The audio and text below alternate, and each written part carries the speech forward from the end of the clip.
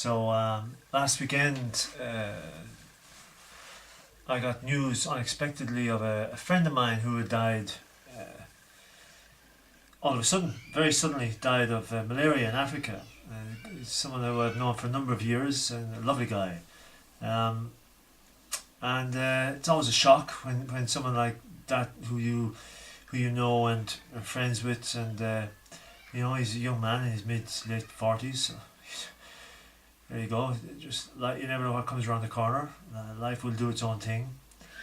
But I came across a very interesting, sort of a lovely story, and I don't know if it's true or not, but the message in the story sort of blends in perfectly with the last blog I did, which was about just being loved and loving.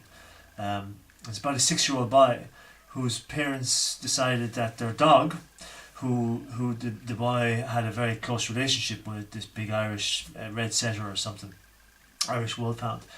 The dog was sick and there was no way of saving him, so they were going to put the dog down. They had to put the dog down, and they figured that they'd let the 6-year-old boy, let's call him Ted, yeah. So they let Ted witness the dog being put down to teach him about life and death and to help him sort of adapt to all this stuff. So they did that, and the vet put the dog down, and afterwards they were talking about it with Ted, the 6-year-old boy, and he seemed to be fine with the whole thing. There was no big deal to him. He was able to take it all in his stride. And one of the parents was asking, I wonder, it's interesting how I wonder why dogs seem to have such a short life compared to humans. And the boy pipes up and he says, I know why. And I said, oh, why?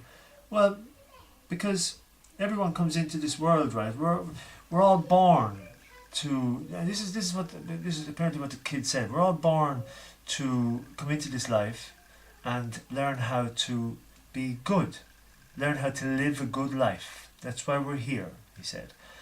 And as humans, we come into this life to try and, love everybody and be nice. Dogs come into this life and they already know how to do that, and they just do it, so they don't need to be here for as long. The wisdom of a 6-year-old. I've been saying this in dozens of blogs for flipping a couple of years, and he says it like that in that. So I don't know. But I can tell you one thing. Seamus left, 47 years of age, and by God did he have that loving aspect down to a T. He was a big ball of love. Beautiful guy. He was able to do it. So I guess his time was up in that sense. Shocking as it is to us from a logical perspective. He knew how to love, and he was loving. So see you again, James. See you again. And so the rest of you, remember, dogs, they know what they're doing. Just love. Just love.